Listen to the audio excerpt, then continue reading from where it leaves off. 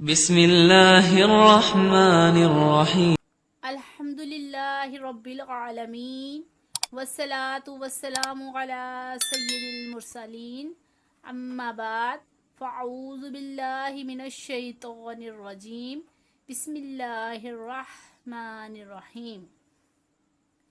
السلام علیکم، welcome to my YouTube channel online Quran سیکھیں، اور میں ہوں فاطمہ حسین۔ جیسا کہ آپ کو پتہ ہے کہ ہم نے ایک سیریز شروع کی ہے جس میں ہم آپ کو حروف کے مخارج کے بارے میں تفصیل کے ساتھ بتائیں گے۔ اگر آپ نے ہماری پچھلی والی ویڈیو نہیں دیکھی تو پہلے جا کر وہ دیکھیے تاکہ آپ کو یہ والی کلاس اچھے سے سمجھ میں آ سکے۔ آج ہم آپ کو حلقی مخارج کے بارے میں بتائیں گے، اور حلقی مخارج کس کے اندر آتے ہیں؟ یہ آتے ہیں مخارج محققہ کے اندر۔ مخارج محققہ کے اندر جو آتے ہیں وہ ہیں حلقی مخارج، اور مخارج محققہ کے بارے میں نے آپ کو تفصیل سے پچھلی والی ویڈیو میں بتایا ہے اور کاپی پر نوٹ بھی کروایا تھا۔ مخارج محققہ کہتے ہیں جو مخارج حلق، زبان اور ہونٹوں میں ہوں ان کو ہم مخارج محققہ کہتے ہیں۔ اور ہمارے حلق سے 3 مخارج ہیں: اقصائے حلق یعنی حلق کا نچلا حصہ، وسط حلق یعنی حلق کا درمیانی حصہ، ادنائے حلق یعنی حلق کا اوپری حصہ۔ اب ہم حلق کسے کہتے ہیں؟ حلق کہتے ہیں ہم اپنے گلے کو۔ اقصائے حلق کہتے ہیں جو ہمارے گلے کا نیچے والا حصہ ہے اسے ہم اقصائے حلق کہتے ہیں۔ وسط حلق کہتے ہیں ہمارے گلے کا جو درمیانی حصہ ہے اسے ہم وسط حلق بولیں گے، اور ادنائے حلق جو ہے ہمارا گلے کا جو اوپر والا منہ کی طرف حصہ ہوتا ہے اسے ہم ادنائے حلق بولیں گے۔ تو آج ہم آپ کو بتائیں گے اقصائے حلق کے بارے میں، یعنی ہمارے گلے کا جو سینے کی طرف والا نیچے والا حصہ ہے اس سے کون سے حرف ادا ہوتے ہیں۔ آج ہم آپ کو بتائیں گے حمزہ اور ہا کے بارے میں۔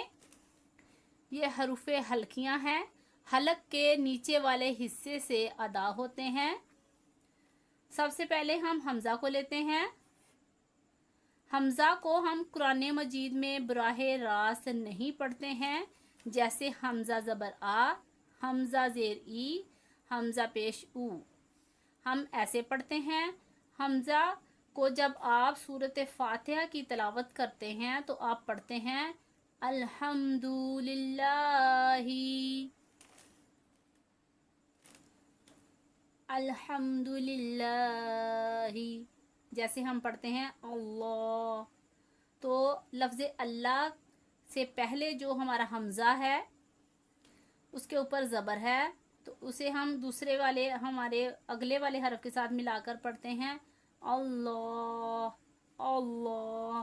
اور جو الحمدللہ پڑھتے ہیں اس میں بھی حمزہ کے اوپر زبر ہے تو ہم اسے پڑھتے ہیں الحمدللہ، یعنی ہم حمزہ کو براہ راست نہیں پڑھتے، اسے ہم اپنے ماقبل یا پھر اس کے بعد والے حرف کے ساتھ ملا کر پڑھتے ہیں۔ اب دوسری بات حمزہ کے بارے میں بتا دیتی ہوں۔ حمزہ ساکنہ کو آپ نے قرآن مجید میں دیکھا ہوگا۔ حمزہ ساکنہ تقریباً 1150 مرتبہ قرآن مجید میں آیا ہے۔ حمزہ ساکنہ کون سا ہوتا ہے؟ جیسے میں آپ کو مثال دوں سورۃ فیل کی تو آپ کو یاد ہوگی سورۃ فیل کے آخر میں ہم کیا پڑھتے ہیں؟ فَجَعَلَهُمْ كَعَصْفٍ مَّأْكُولٍ۔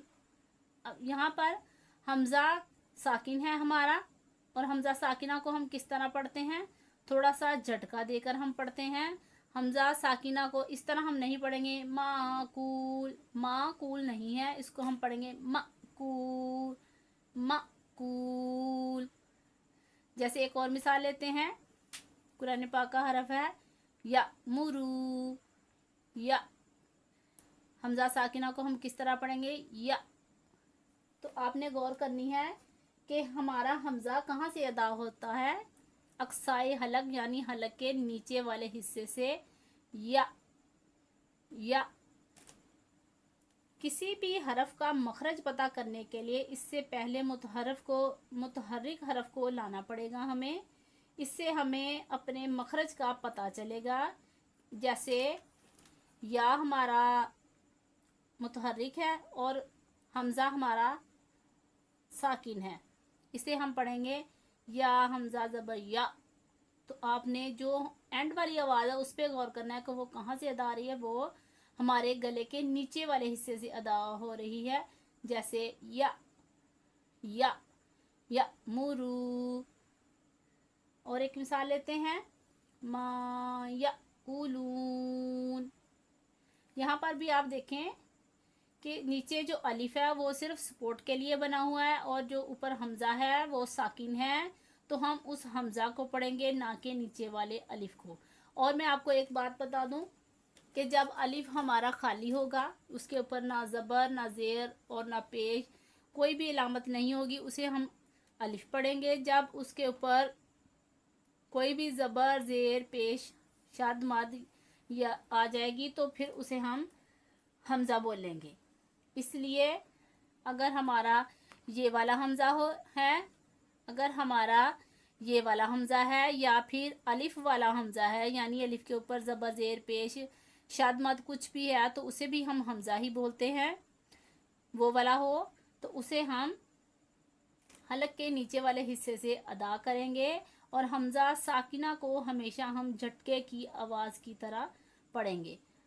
आपने कई मर्तबा देखा होगा कि कहीं कहीं या के ऊपर हमज़ा होता है और वाव के ऊपर भी हमज़ा होता है। तो कुछ लोगों को ये समझ नहीं आता कि हमने या को पढ़ना है, वाव को पढ़ना है, या फिर ऊपर वाले हमज़ा को पढ़ना है।